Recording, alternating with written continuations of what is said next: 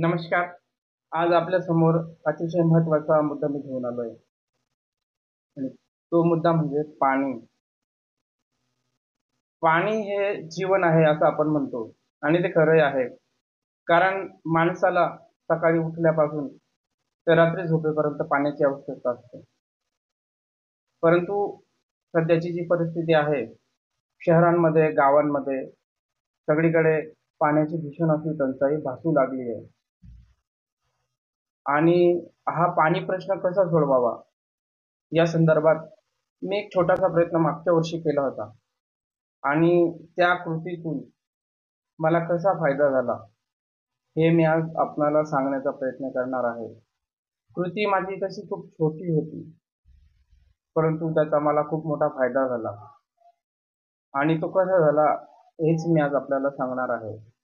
माझ्या या कृतीचं नाव आहे निसर्गाकडून निसर्गाकडे.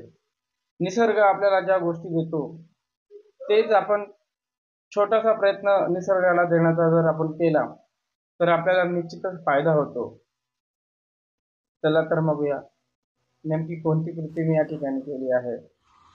आपण घर बांधायला सुरुवात केली तर सर्वात आधी बोरवेल करतो आणि मीही तेच केलं.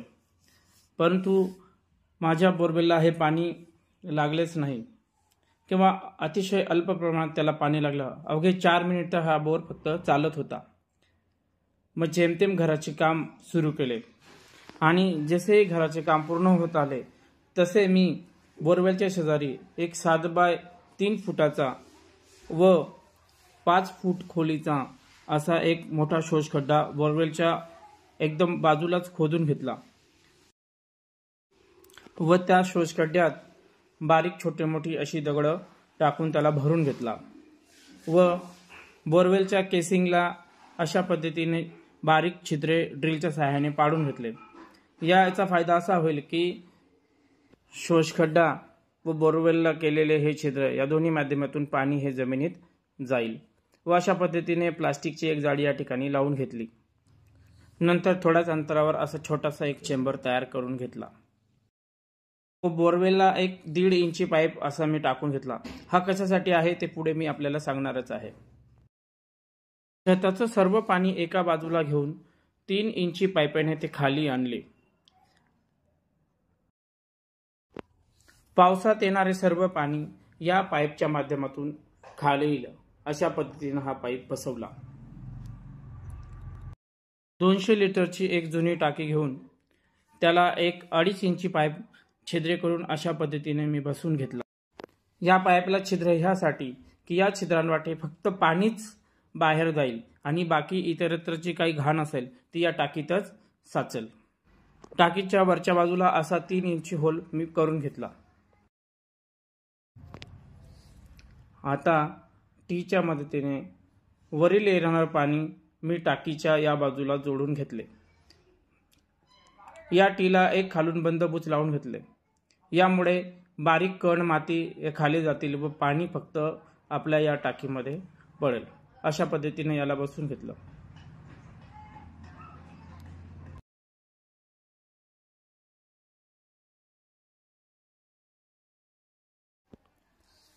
पावसाळ्यात जेव्हा पहिला पाऊस येतो तेव्हा छतावरील घाण माती, काडी कचरा इतर सगळ्या गोष्टी ह्या पाईपद्वारे हे खाली येतात. वरून आलेली ही सगळी घाण शोषखड्ड्यात न जाता या टाकीत जाऊन साचते. पाऊस सुरू होऊन थोडा वेळ झाला की स्वच्छ पाणी पाईपद्वारे यायला लागते आणि हेच पाणी या छिद्र केलेल्या पाईपच्या माध्यमातून पुढे चेंबरपर्यंत पोहोचते.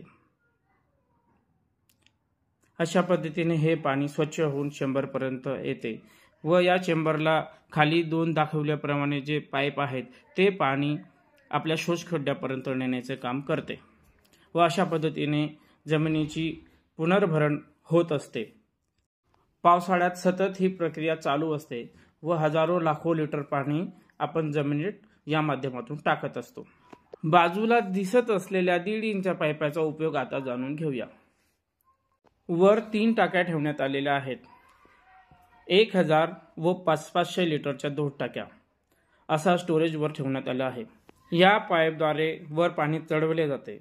सर्वात आधी 1000 लिटरच्या टाकीमध्ये पाणी पडते 1000 लिटरची टाकी भरून झाल्यावर या पाईपद्वारे हे पाणी ओव्हरफ्लो होऊन अशा पद्धतीने या दुसऱ्या टाकीत येते।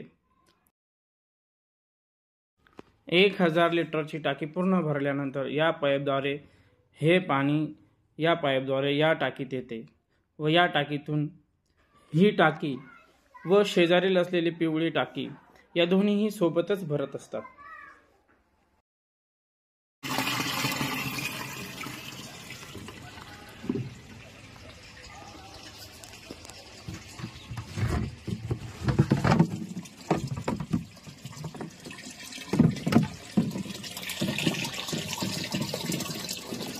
तीनही टाक्या भरून झाल्यावर हे पाणी या पाईपद्वारे ओव्हरफ्लो होऊन खाली जाण्यास सुरू होते।